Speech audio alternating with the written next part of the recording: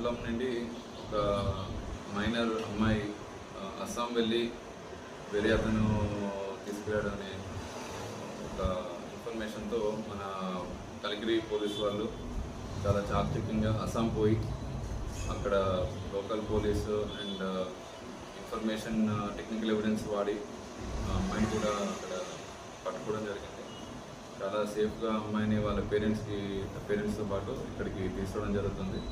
Shortly వాళ్ళ పేరెంట్స్కి అఫీషియల్గా మనం అప్పగించి అండ్ అమ్మాయి దగ్గర స్టేట్మెంట్ తీసుకొని ఏ విధంగా ఏ కారణాల వల్ల వెళ్ళింది అనేది తెలుసుకొని దాన్ని బట్టి ఫర్దర్గా ఇన్వెస్టిగేషన్ అనేది ప్రొసీడ్ అవుతుంది.